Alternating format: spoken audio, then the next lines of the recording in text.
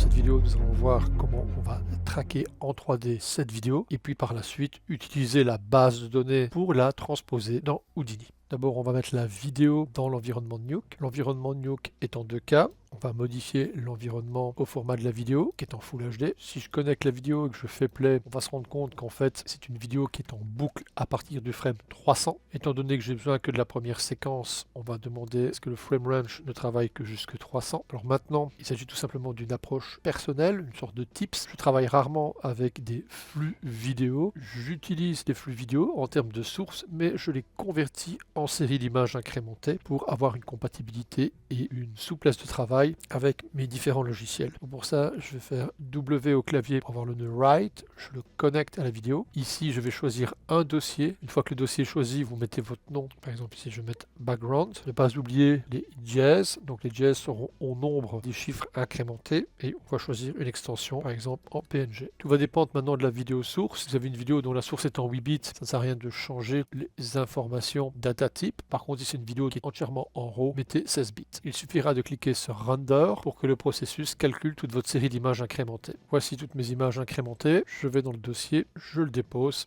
dans l'environnement de Nuke. J'ai donc maintenant ma vidéo, mais il est en train de lire une série d'images incrémentées sur le disque dur. Bilan, ces deux nœuds, je n'en ai plus besoin.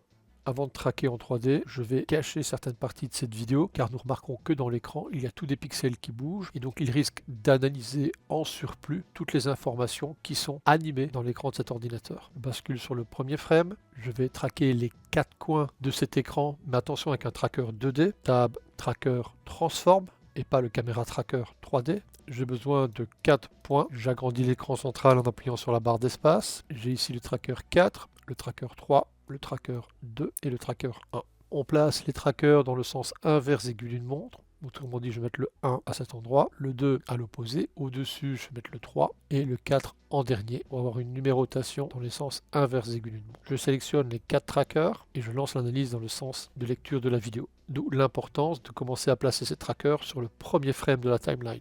Une fois que l'analyse est faite, on quitte l'affichage principal en cliquant sur la barre d'espace. Le nœud tracker peut être entièrement désolidarisé en termes de connexion. Je vais cliquer ici pour fermer toutes les informations des paramètres qui engendrent l'affichage des composants relatifs à chaque outil. Je vais maintenant aller chercher mon image qui va couvrir l'écran. Cette image est une image unie avec des repères très lisibles qui vont faciliter le travail du tracker 3D. Je vais mettre un merge. Le background, c'est ma vidéo. En A, l'image que je viens de charger. Je regarde le résultat. Sur cette image que je viens de charger, je la sélectionne et je lui mets un corner pin. Ce corner pin est constitué de 4 points. Et si on observe la numérotation des points, le 1 se trouve ici, le 2 à cet endroit, le 3 au-dessus et le 4 le dernier, qui correspond exactement à la manière dont j'ai traqué, c'est-à-dire une numérotation inversée par rapport au sens des aiguilles d'une montre. Le point numéro 1, je viens ici, je clique pour le lier au tracker qui est dans l'environnement d'Houdini et je choisis le point 1. Je fais la même opération pour tous les autres points.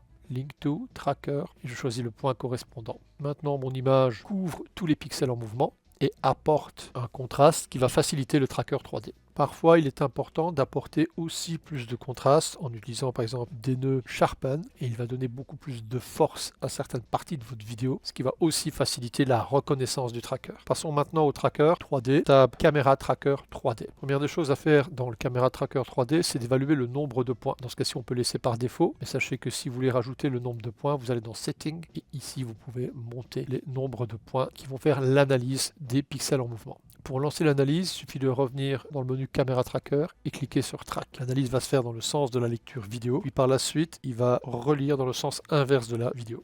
Si la vidéo est fortement contrastée, vous pouvez éventuellement réduire avant l'analyse la taille de votre image pour optimiser le temps d'analyse.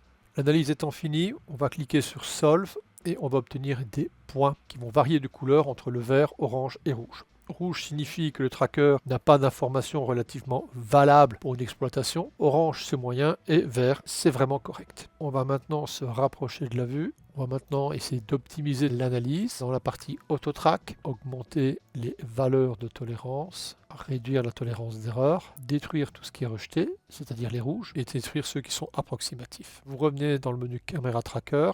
Vous pouvez maintenant créer votre caméra ou différents autres processus tels que scène et autres qu'on a déjà vu dans les vidéos de formation. Donc je vais choisir scène, create, voici ma scène 3D.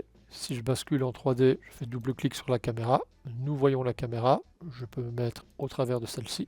Et nous voyons maintenant notre tracker avec les points qui prennent la couleur de la vidéo.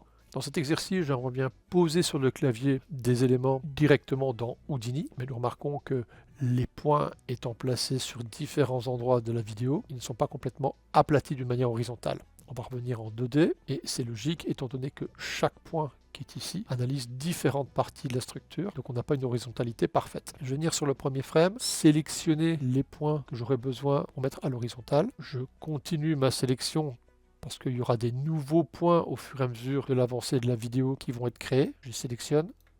Une fois que vous avez sélectionné la majorité des points, bouton de droite, Ground Plane, Set to Selected. Maintenant, tous ces points vont être alignés horizontalement. Refaites ça sur différents frames en fonction du nombre d'analyses complémentaires et qui vont permettre d'avoir une horizontalité. Alors moi ici, je vais créer une géométrie. Vous pouvez créer un cube, un cylindre, une sphère. Moi ici, je vais créer un plan. Voici le plan.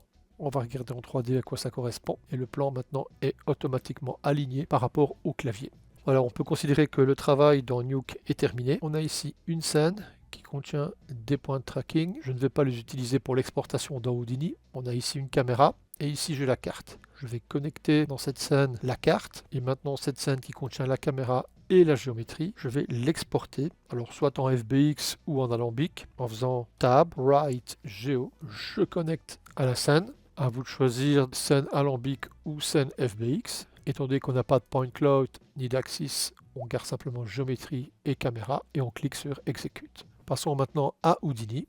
Dans Houdini, en fonction que vous avez fait un FBX ou un alambic, vous faites import, soit FBX, soit alambic. Vous allez chercher votre fichier, Accept, import. Il va vous créer un sous-réseau contenant la caméra et votre plan. Je vais dans sous-réseau, je vais prendre les deux éléments, la caméra et l'objet, CTRL X, je quitte le sous-réseau et je supprime le sous-réseau. Et à la place de la caméra, nous retrouvons notre plan, je mets en temps réel, je fais play, je n'oublie pas de mettre ma timeline sur les 300 frames. Dans le nœud caméra, on a ici View, je vais aller chercher ma série d'images incrémentées, la voici, n'oubliez pas de cocher Show séquence, on la sélectionne, Accept. Et on retrouve le plan qui correspond exactement à la surface du clavier. Je viens dans Objet, ici on a un espace objet qui est parfait, qui correspond exactement au plan que j'ai choisi. À partir de là, c'est un choix lorsque vous êtes dans Nuke de créer soit un cube, un cylindre, une sphère ou le plan comme je suis en train de faire. En effet, une fois que vous êtes dans l'espace objet, vous pouvez par exemple faire File et aller chercher un fichier qui va garder toutes les particularités de ce plan. Et c'est dans cet espace objet que vous pouvez créer votre scène ou l'enrichir. Dans ce cas, je vais aller chercher des géométries. Donc ici, je vais prendre par exemple le buste, Accept, j'affiche le buste, je vais l'ajuster, donc je vais mettre un nœud transform, et voici ma géométrie importée, placée. Il est évident que vous pouvez vous amuser maintenant à gérer sa rotation, ajuster sa position, et tout le reste du travail consistera à une meilleure intégration en termes de shader, lumière et autres. Ça, c'est une autre partie. Donc je peux bien sûr continuer à importer des fichiers extérieurs. On va prendre par exemple le dragon. Alors voici le dragon importé. Attention, le nœud transform va être correct si le point pivot de l'objet importé est correctement placé. Alors par exemple dans le cas du dragon, je sais qu'il n'est pas bien placé. Donc on va regarder ce qui se passe si je mets un nœud transform. Et bien sûr après on verra la solution. Donc, ici je mets un nœud transform, je vais réduire l'échelle, je vais le spatialiser sur le clavier et je vais faire play. Et on voit que le dragon glisse. Le plus simple, c'est d'utiliser un Lapse Axis Align. On va voir maintenant la différence. Donc, je coche la sortie du Match Size. Scale, on va mettre une échelle à 0.1. Dans Alignement Position, vous pouvez ajuster la position. Et maintenant, je vais faire Play et le dragon est bien stable. On va mélanger les deux objets avec un merge et nous avons maintenant nos deux géométries qui sont parfaitement intégrées au mouvement de la caméra. À bientôt!